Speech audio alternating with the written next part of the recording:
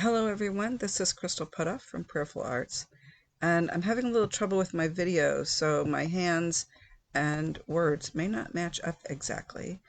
But what I want to talk about today is I had a question from someone recently about spotting on an egg, and I thought, oh, and we talked about it, and I gave some suggestions on what could be done to handle that, and I thought, oh, that would be a great idea for a video.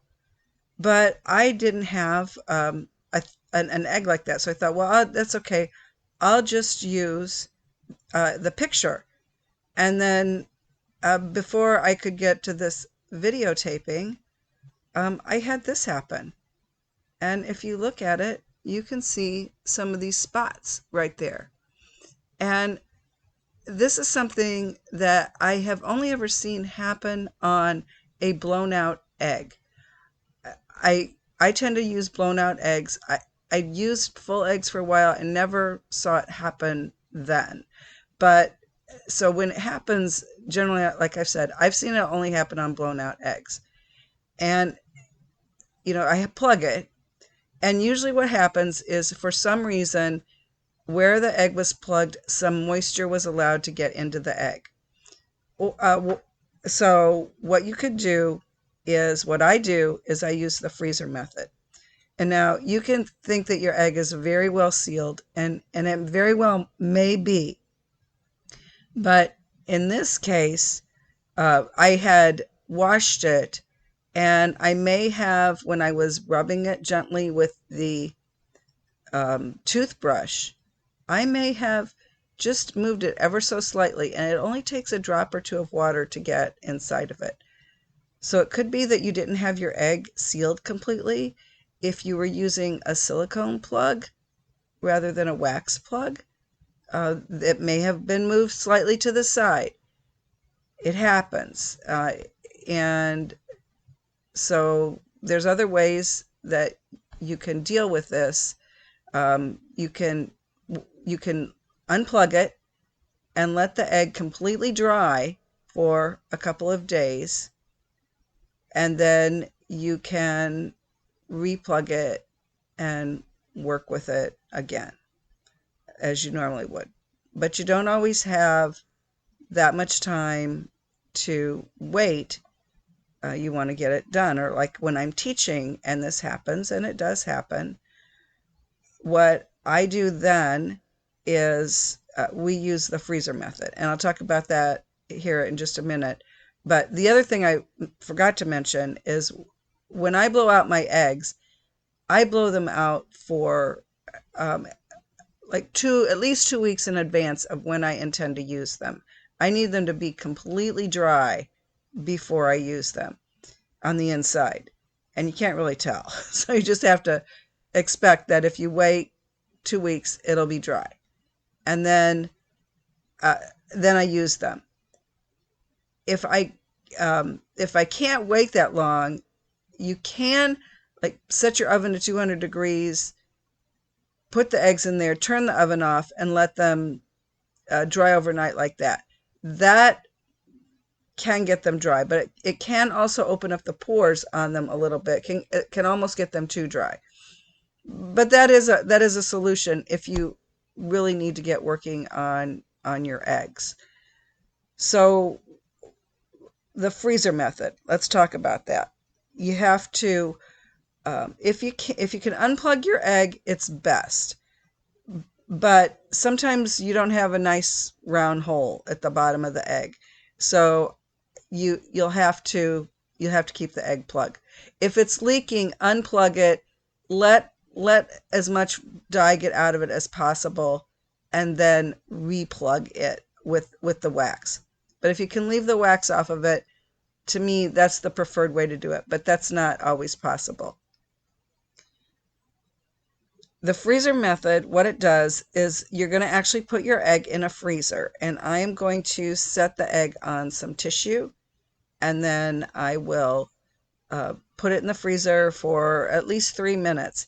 So the egg will get cold. So the inside of the egg, especially the air, will be cold, and that air is denser, so it kind of pushes out and it doesn't let the spotting happen. That's the science behind it, as best as I can understand it. So, and if you want to use, if you're using the freezer method and you have more dies to do after this one, you will need to do the freezer method after every or before every subsequent die. In the case of this one, I'm only going to put it in one other color. So I won't need to do the freezer method, but if I wanted to do another color after this one, I would do the freezer method again before I put it in the next color, just to make sure that I had managed to keep the moisture that might still be inside from pushing its way through and making the spotting. If your spotting is all over the egg nice and even, you can just like embrace the spots and use that, but it wasn't even on this one. So I was with a wax plug, and now I'm going to use the silicone plug to do that. I put it in the egg. I don't jam it in there. I just kind of gently push it in, and then I give it a little twist. But I'm not going to put that in there, the plug in there, until I take it out of the freezer.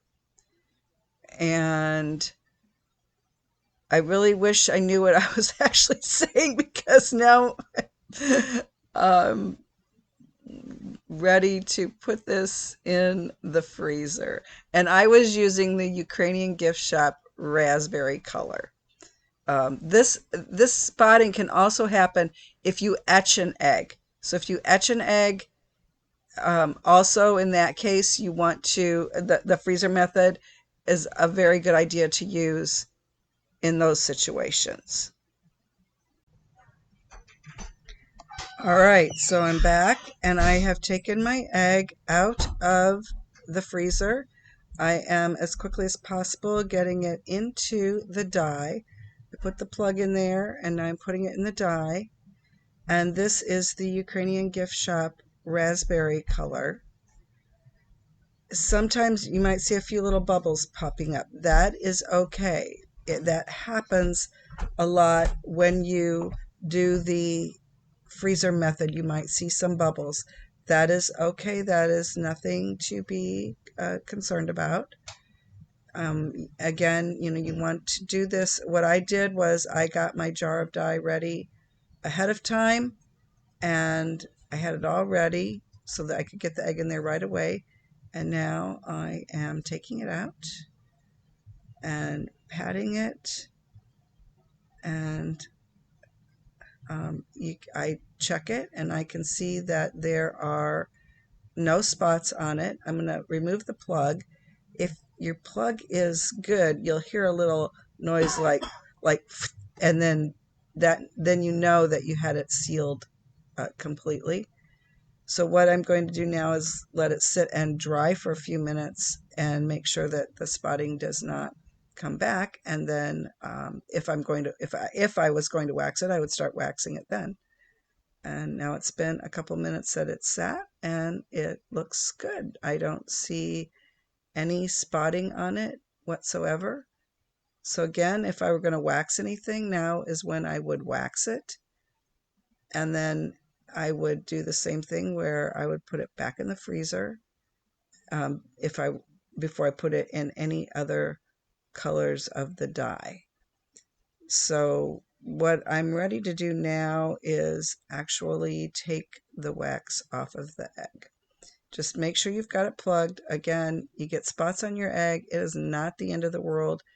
You can fix this problem. It can be resolved. Just takes a little extra patience and a little extra work to get there.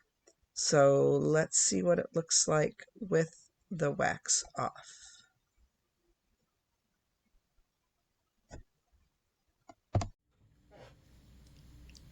So here is our egg. I dyed it in the raspberry. Really liked it.